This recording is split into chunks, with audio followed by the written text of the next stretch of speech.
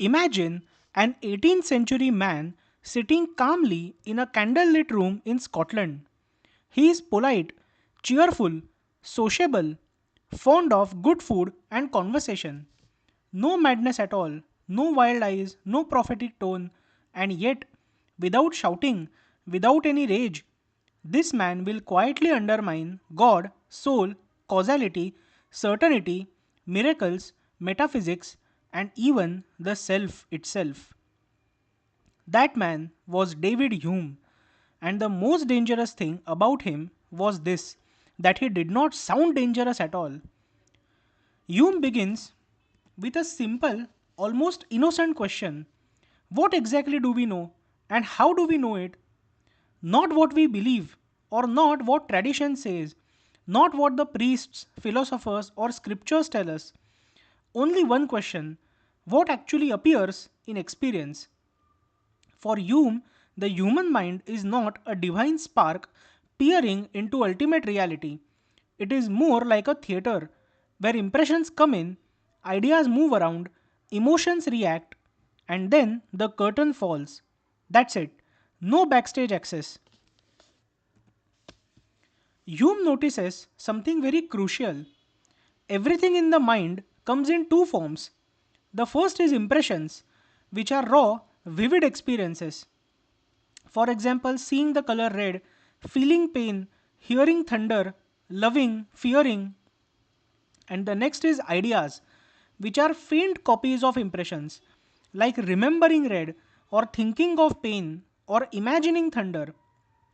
Now, here comes the bombshell. If you cannot trace an idea back to an impression, it is meaningless. So, David Hume asks that where is the impression of the soul, or God, or causality, or a permanent self? And the answer again and again is this, that there is not one. According to Hume, the self dissolves. There is no soul, there is no permanent I. When Hume looks inward, deeply and honestly, he makes a shocking discovery. He never finds a solid, continuous self. He finds sensations, thoughts, emotions, memories, desires, pains, pleasures, but never a thing that owns them. So he concludes that the self is not a substance, it is a bundle. It's like a river that appears continuous but is actually a flow of changing water. There is no eternal soul, there is no metaphysical I. It's just a moving collection of experiences. This is devastating, not emotionally but philosophically. David Hume also talks about causality and quietly destroys all certainty. You think that fire causes heat, or stones fall because of gravity, or food causes nourishment, or medicine causes healing. But Hume asks, have you ever seen causation? You see fire and you feel heat, but you never see a necessary connection between them. What you actually observe is that one event follows another event, repeatedly and habitually. Your mind, out of habit, expects the future to resemble the past. That's all. So, causality is not a law of reality, it is a psychological expectation. And with that, Hume quietly pulls the foundation from science, religion, metaphysics, and certainty itself. The problem of induction, according to Hume, is why the future has no guarantee. And it's a terrifying insight. You believe that the sun will rise tomorrow. Why? Because it always has.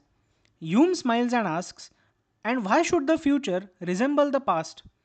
There is no logical proof, there is no rational necessity, there is no guarantee. We believe it because we are creatures of habit.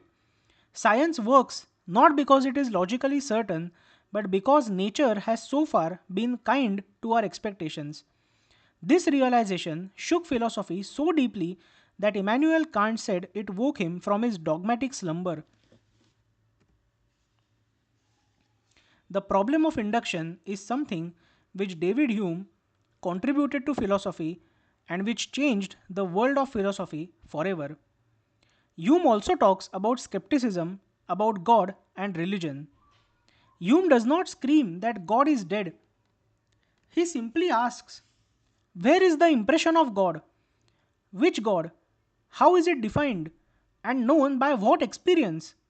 When people claim miracles, Hume calmly replies, it is always more likely that humans are mistaken, deceived, or lying than to believe that laws of nature were suspended.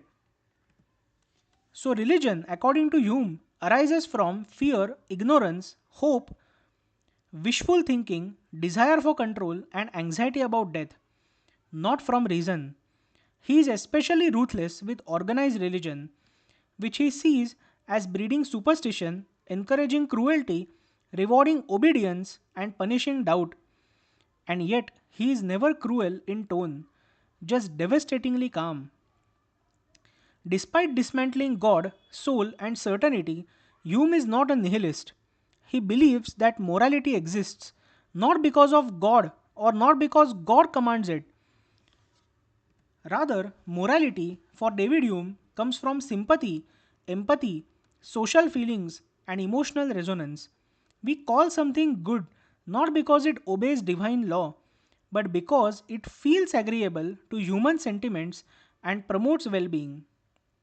Reason, as he famously says, is and ought only to be the slave of the passions. We don't act because of cold logic, we act because we care. And that ironically makes morality more human, not less. David Hume also spoke about afterlife and immortality. He maintains a silence and does not deny. He does not rage against heaven or hell. He simply finds that there is no impression of an afterlife. There is no experience of survival after death, and there is no evidence of personal continuity.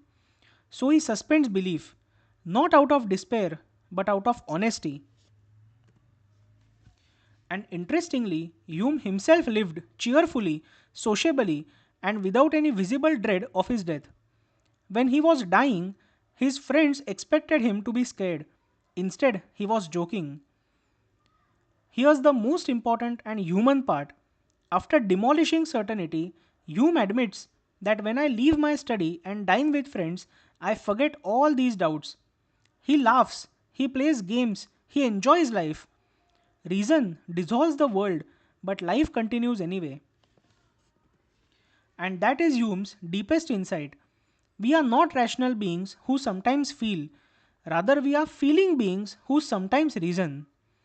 Hume does not replace religion with ideology. He does not replace God with science. He does not offer any comfort. He offers clarity without any consolation. And then he asks you to live anyway. Hume did not prove that life is meaningless. He showed that meaning does not come from certainty. It is what you create, it is what you define for your own life. Thank you so much for listening and do subscribe to The Nerd.